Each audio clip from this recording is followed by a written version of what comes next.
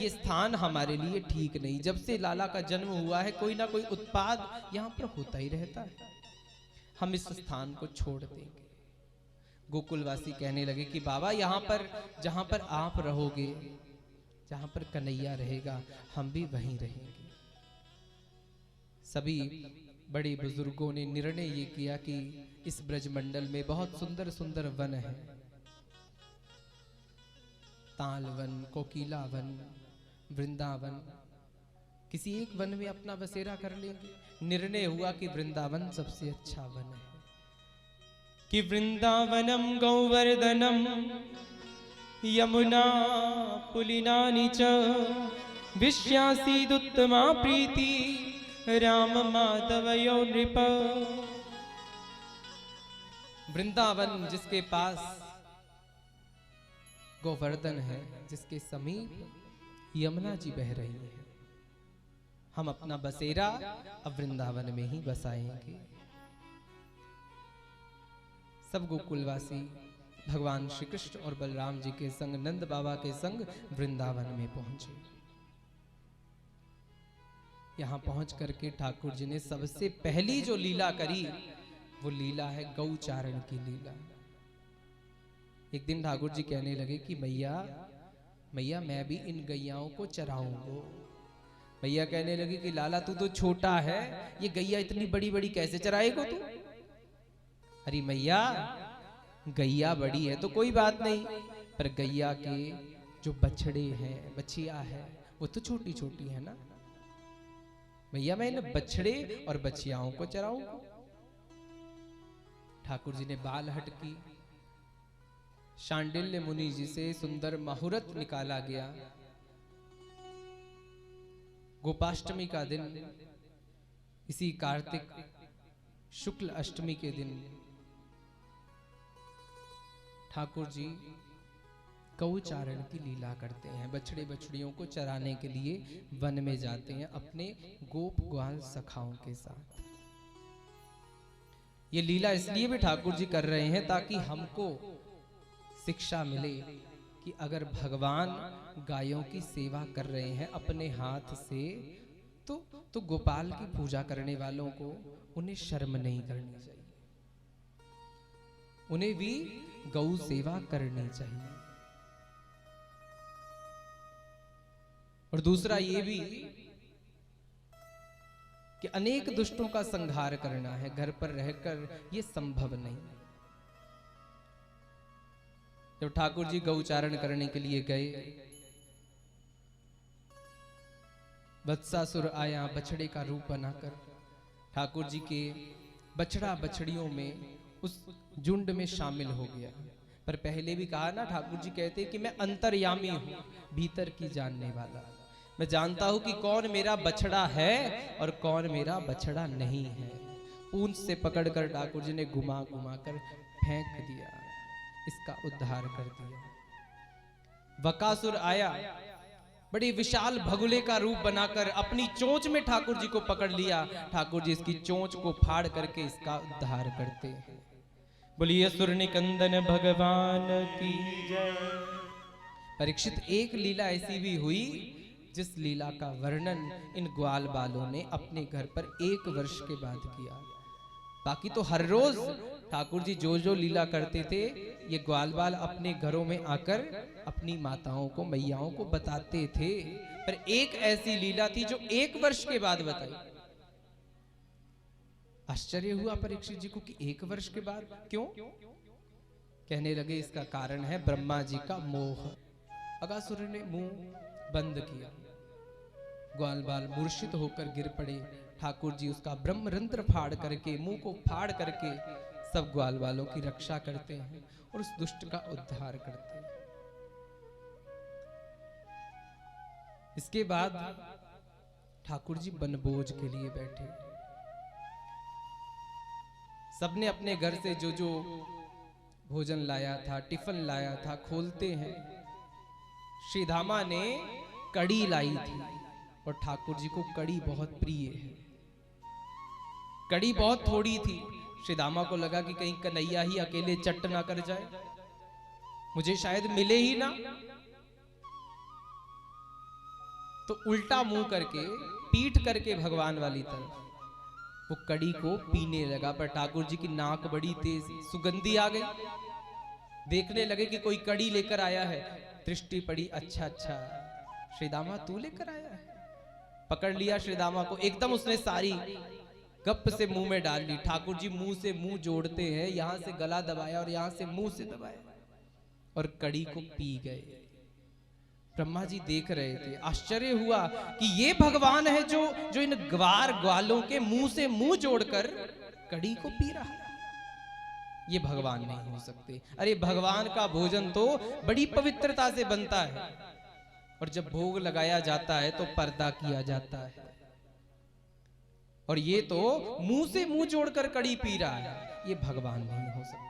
अगर ये भगवान है, अगर कृष्ण भगवान है, तो जैसे मैं इस सृष्टि की रचना करता हूं ये रचना करके बताए। बछड़े बछड़ियां जो घास चर रहे थे उनका हरण किया। ग्वाल वालों ने देखा कि हमारे बछड़े बछिया दिख नहीं रहे। अरे कन्हैया कहाँ चले गई, हमारी बछिया कहाँ चली गई, हमारे बछड़े कहाँ चले गए। कन्हैया कहते मैं देख कर आता हूं, तुम यहीं पर भोजन करो। जब ठाकुर जी गए तो पीछे से उन ग्वाल वालों का हरण कर लिया ब्रह्मा जी। ठाकुर जी समझ गए कि ब्रह्मा तू मेरी लीला को देखना चाहता है, चल कोई बात नहीं। अपने ही भीतर से वैसी ही बछिया और बछड़ों को प्रकट किया जिनका हरण ब्रह्मा जी ने किया था। वैसे ही ग्वाल वालों का हरण, वैसे ही ग्वाल वालों को प्रकट किया जिनका हरण ब्रह्मा जी ने किया था। ठाकुर जी सोचने लगे कि इनकी माताओं को, जब गौ माता को पता चलेगा कि मेरे बछड़े मेरी बच्चियां कहां चली गई,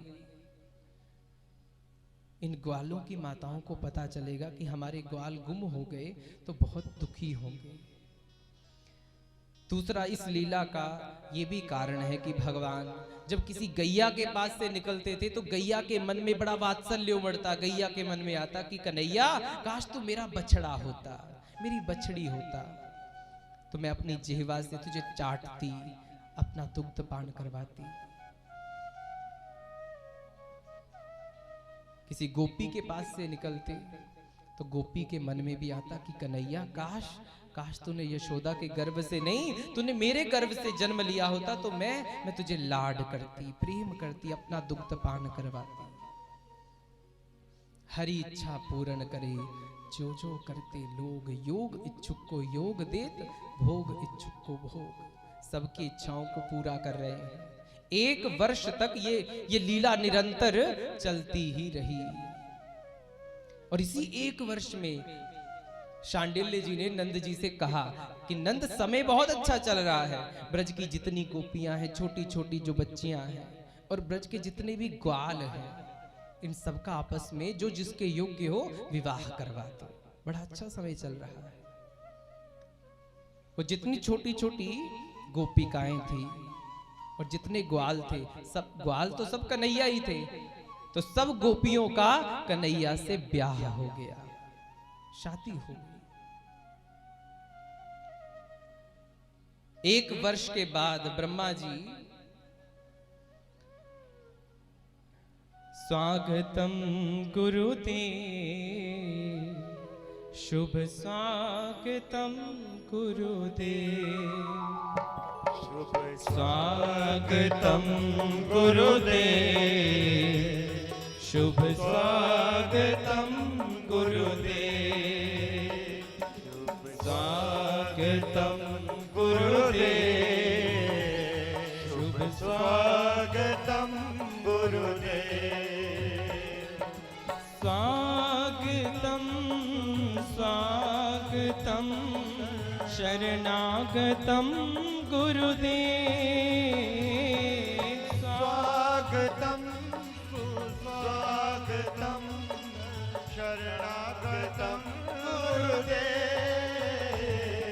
स्वागतम गुरुदेव, शुभ स्वागतम गुरुदेव, शुभ स्वागतम गुरुदेव,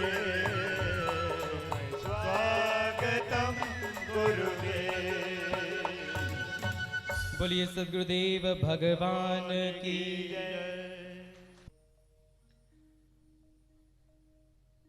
ब्रह्मा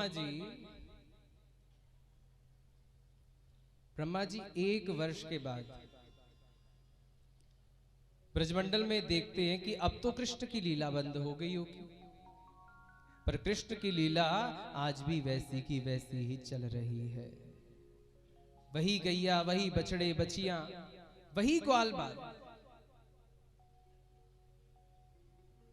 कुछ देर के लिए तो ब्रह्मा जी को लगा कहीं ऐसा तो नहीं कि कृष्ण ने मेरे ब्रह्मलोक से अपने ग्वाल बालों को, अपने उन बछिया बछड़ों को वहां से चुरा कर ले आए। जाकर के देखा सत्यलोक में, और वहां वैसे के वैसे, जैसे ऊपर वैसे ही नीचे। समझ गए मुझसे भूल हुई है, गलती हुई है। उन ग्वाल बालों को और बचिया बच्चियों को लेकर भगवान श्री कृष्ण के पास आए, समर्पित किया और प्रभु से माफी मांगते हैं। हे कृष्ण, हे केशव, हे कन्हैया, मुझसे भूल हो गई। कि नौमीड्यते ब्रवभुषे तडिदंबराय गुंजावतंस परिपेशल सन मुखाय वन्यस्त्रजय कवल वेत्र विशान वेनो लक्ष्म श्रिये मृदुपदे पशुपांगजाय। नौमी अर्थात स्तौमी। हे ठाकुर, इस संसार में अगर स्तुति करने योग्य कोई है तो केवल आप हैं, केवल आप ही स्तुति करने योग्य है। हे गोपाल, हे गायों की सेवा करने वाले, हे गायों की रक्षा करने वाले, मैंने बहुत बड़ी गलती की है जो आपकी लीला में विघ्न उत्पन्न किया। जानता हूं अब आप मुझे इस ब्रह्मा की पदवी पर रखोगे नहीं ज्यादा देर तक, पर प्रभु एक निवेदन मेरा स्वीकार करना। अगली बार यदि मानव बनाओ तो वृंदावन का, ना बना सको तो कोई पशु बनाओ तो वृंदावन का, ना बना सको कोई कीट पतंगा बनाओ तो वृंदावन का, वो भी ना बना सको तो कोई लता पता, कोई वृक्ष, कोई पेड़, कोई पौधा अगर बनाओ तो वृंदावन का। क्यों? क्योंकि धन्य है ये वृंदावन, जिस वृंदावन में मेरे ठाकुर नंगे पांव गायों की सेवा करते हैं, जिस वृंदावन में मेरे ठाकुर लीला करते हैं। कि अहो भाग्यम, अहो भाग्यम नंद गोप व्रजो कसाम यन मित्रम परमानंदम पूर्णम ब्रह्म सनातनम। जन मित्रम परमानंदम, धन्य है वृंदावन, जिस वृंदावन में इन गोप ग्वालों के वो परमानंद, वो सच्चिदानंद, वो श्री कृष्ण इन वृंदावन के वासियों को अपना सखा कहता है, अपने माता पिता कहता है, अपने भाई बंधु कहता है और उनके संग लीलाएं करता है। धन्य है वो वृंदावन। इसलिए हे ठाकुर, मुझे अगला जन्म चाहे जिस भी योनि में देना, मुझे अगला जन्म वृंदावन में देना, वृंदावन में देना। रोते रोते स्तुति की, अश्रुओं से ब्रह्म कुंड का निर्माण हुआ। ठाकुर जी ब्रह्मा जी की ओर मुड़कर देखते नहीं है। 40 श्लोकों में स्तुति की, पर ठाकुर जी ने एक बार ब्रह्मा जी की ओर देखा नहीं। जे बछड़े बछड़ियां, ग्वाल बाल अपनी अपनी माताओं, अपनी अपनी मैयाओं के पास पहुंचे। ग्वाल बाल 1 वर्ष के बाद चर्चा करते हैं कि मैया, कन्हैया ने आज ना एक बहुत बड़े अजगर को मार दिया। फिर इसके बाद भगवान कालिया का मर्दन भी करते हैं। काली नाग जो कि यमुना में आकर रहने लगा है, जिससे यमुना जी का जल दूषित होने लगा कि वही लोग के दूषिताम कृष्णम कृष्ण कृष्ण हिना विवोह तस्या विशुद्ध मन विच्छन सर्पम तमुदवासयति। कालिया नाग यमुना में आकर रहने लगा। इसके विष से यमुना इतनी मैली हो गई, इतनी गंदी हो गई कि किसी पक्षी की अगर परछाई भी पड़ जाए तो वो पक्षी भी जल करके भस्म हो जाता था। उसका प्रतिबिंब यदि यमुना के जल में पड़ जाए तो वो जल करके भस्म हो जाता था। कुछ गायों ने यमुना के जल को पिया और वो मूर्छित हो गई। ठाकुर जी ने विचार किया कि हमारी इस प्रेम रूपी यमुना में ये काम रूपी सर्प आकर रहने लगा है। जब जब प्रेम में काम आ जाए तो प्रेम प्रेम ना रहकर वो तो वासना हो जाता है। इस वासना को, इस काम को यहां से निकालना चाहिए। तो ठाकुर जी एक दिन खेल ही खेल में गेंद को यमुना के भीतर फेंकते हैं। श्री दामा कहने लगा, लाला मेरी गेंद ला कर दे। ठाकुर जी को बहाना चाहिए था, यमुना जी में कूद गए। कालिया तो सो रहा था, लेकिन नाग पत्नियां, कालिया की पत्नियां जग रही थी। ठाकुर जी के रूप लावण्य को देखा, मोहित हो गई। पूछने लगी कि लाला कहां से आया है, क्या तेरा नाम है? कि कौन दिशा से आयो री बालक, कौन तुम्हारो ग्राम है, कौन पिता के पुत्र कहिए, कौन तुम्हारो नाम है। कि पूर्व दिशा से आयो हूँ नागिन, गोकुल हमारो ग्राम है, मात यशोदा पिता नंद जो, कृष्ण हमारो नाम है। अरे लाला, क्या किसी ने धक्का दे दिया? क्या तू मार्ग भटक गया, भूल गया कि या घर पर तेरी पत्नी से झगड़ा हो गया और तू आत्महत्या करने के लिए यहां पर आया है? कि क्या बालक तुम नगर भूल्यो, डगर भूल्यो, के घर नार रुसवाया, के तेरे मन में क्रोध उपजयो, जा बैरन पर माया। नाना किन में डगर भूल्यो, नगर भूल्यो, ना कर नार रुसवाया, ना मेरे मन में क्रोध उपजयो, ना बैरन पर माया। तो फिर लाला क्यों आया? कहीं ये सोचकर तो नहीं आया कि कालिया के पास बहुत धन है, संपत्ति है, मैं वहां जाऊंगा, सोना चांदी हीरा मोती जवाहरात मिल जाएंगे। यदि ये लेने आया है ना, तो लाला जल्दी से ले और चला जा। कहीं नाग जग गया तो वो तुझे जीवित नहीं छोड़ेगा।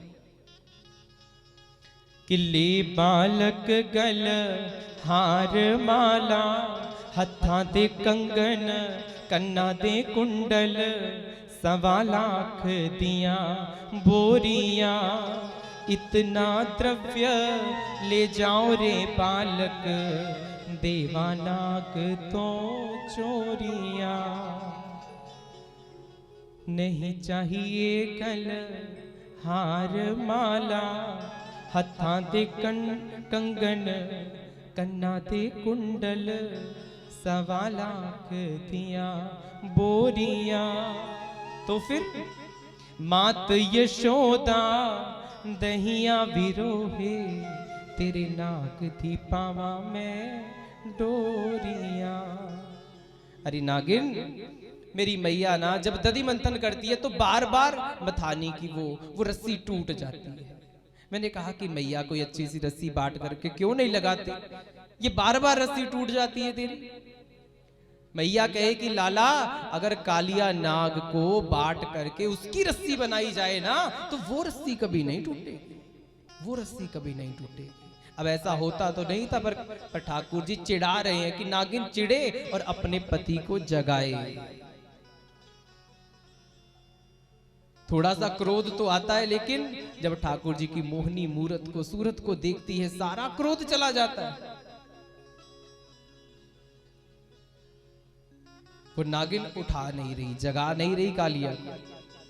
ठाकुर जी कहते हैं कि अगर तूने नहीं जगाया तो मैं वीण बजाकर जगाऊंगा। अरे लाला, ऐसा मत करना, मैं जगाती हूँ। सोचने लगी मैं प्रेम से जगाऊंगी, इनका मूड अच्छा होगा तो शायद बालक को क्षमा कर दे। बड़े प्रेम से जगाने लगी। कि पैर चुंबे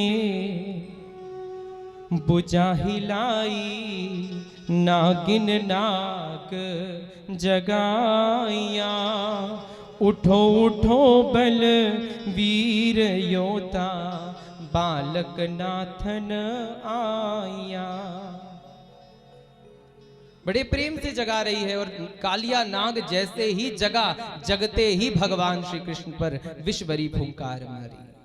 कहते हैं पहले तो ठाकुर जी का रंग गोरा था, लेकिन ये सांवला, ये रंग तो तब हुआ जब कालिया ने विष की फुंकार मारी।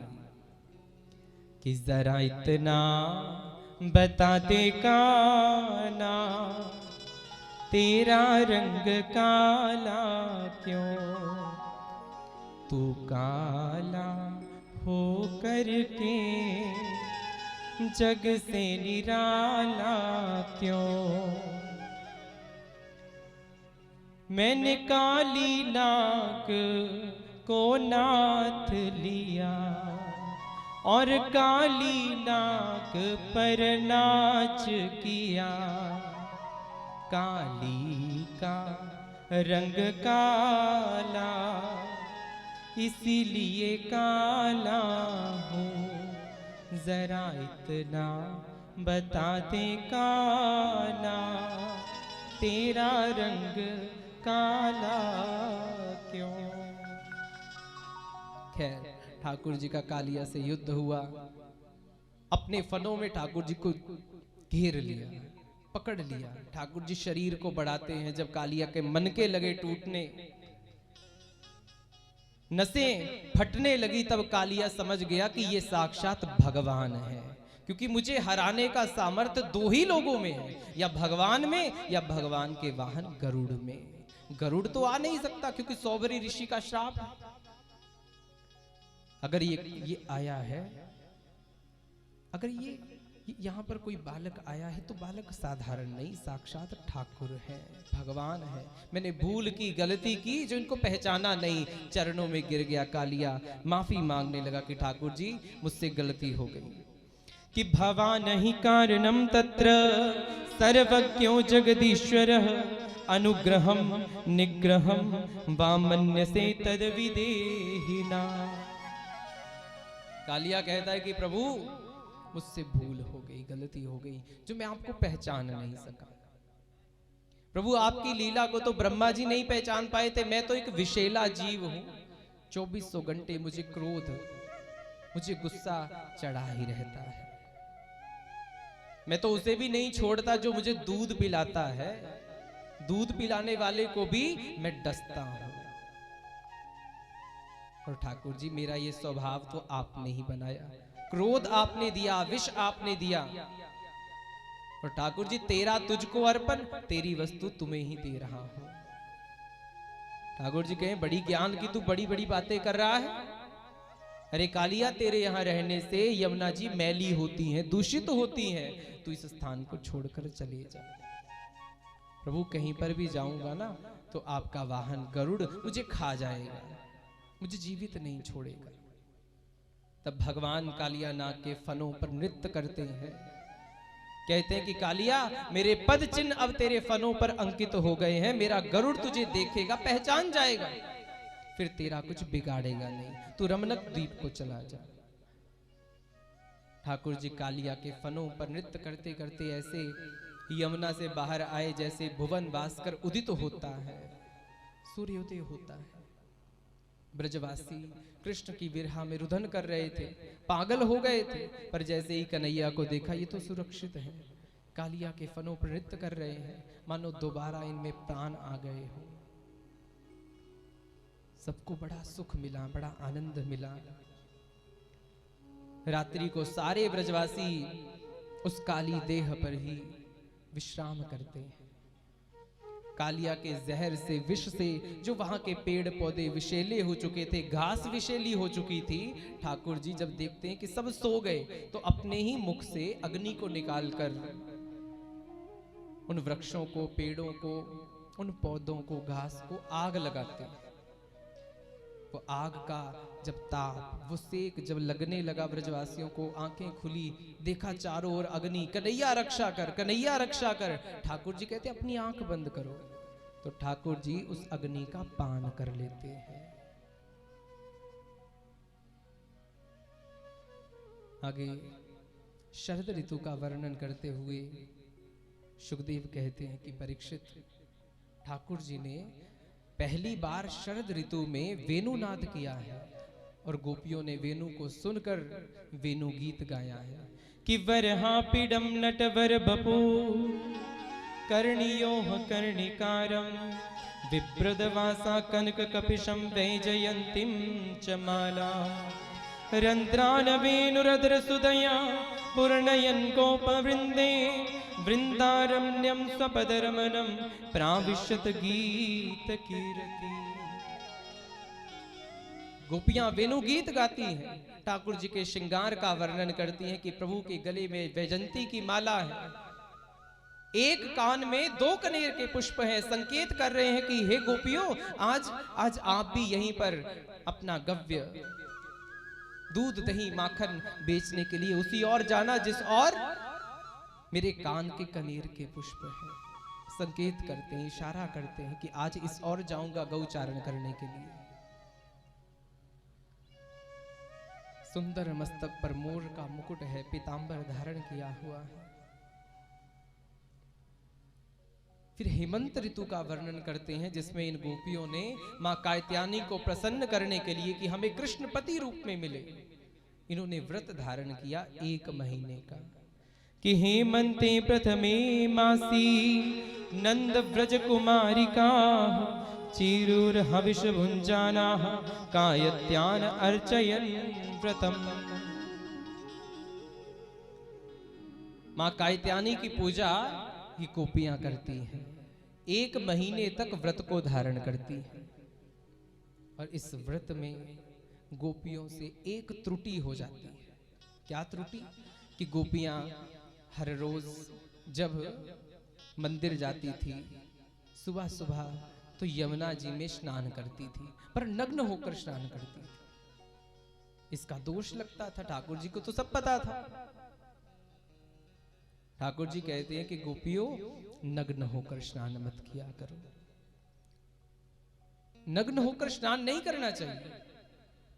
बहुत समझाया लेकिन गोपियां मानी नहीं। ठाकुर जी ने सोचा कि लेक्चर से काम नहीं चलेगा, इनको तो प्रैक्टिकल करके बताना पड़ेगा। एक दिन गोपियां स्नान करने के लिए जैसे ही जल में प्रवेश हुई, पानी में प्रवेश हुई, ठाकुर जी इनके कपड़े लेकर कदम्ब के पेड़ पर चढ़ गए। स्नान करके जैसे ही गोपियां बाहर आने लगी, देखा कि बाहर तो कपड़े ही नहीं है, वस्त्र ही नहीं है। इधर उधर ढूंढा तो कदम्ब के पेड़ पर वो वस्त्र लटक रहे और ठाकुर जी बैठे हैं। गोपियां कहती हैं कि कन्हैया हमारे कपड़े लौटा दो। अरे गोपियों बाहर आकर ले लो। कन्हैया हमें बहुत लाज आती है, हमने कुछ पहना नहीं हुआ। ठाकुर जी कहते कि गोपियों पहले लाज नहीं आई जब भीतर प्रवेश हुई थी। अरे गोपियों, यू यमुना में नग्न होकर स्नान करना ये ठीक नहीं। तुम यमुना महारानी का अपमान करती हो और जल के स्वामी है वरुण देव, तुम वरुण का भी अपमान करती हो, तुम्हें वरुण दोष लगता है। कभी भी पानी में स्नान नग्न होकर नहीं करना चाहिए, विशेष करके बहते पानी में तो कभी भी नग्न होकर स्नान नहीं करना चाहिए, वरुण दोष लगता है, जल दोष लगता है। गोपियां कहती हैं कि प्रभु कि श्याम सुंदर ते दास्यः करवावत बोदितम देहि वासांसि धर्मज्ञ नो चेद राज्ञ ब्रुवामहे। हे ठाकुर जी, हम आपकी जन्म जन्मांतर की दासियां हैं, अब जो कहोगे वो मानेगी, हमारे कपड़े लौटा दो, हम कभी नग्न होकर स्नान नहीं करेंगे। ठाकुर जी ने वस्त्रों को लौटाया और ये भी वचन दिया कि मैं जानता हूं पति रूप में मुझे पाना चाहती हो, आपके इस मनोरथ को आगामी शरद ऋतु की पूर्णिमा को मैं पूर्ण करूंगा। फिर दीपावली का उत्सव आया, बहुत धूमधाम से दीपावली को मनाया गया। दीपावली के अगले दिन ब्रज में इंद्र यज्ञ की तैयारी चल रही है। ठाकुर जी नंद बाबा से पूछते हैं कि बाबा ये सब क्या है? मैं देख रहा हूं कि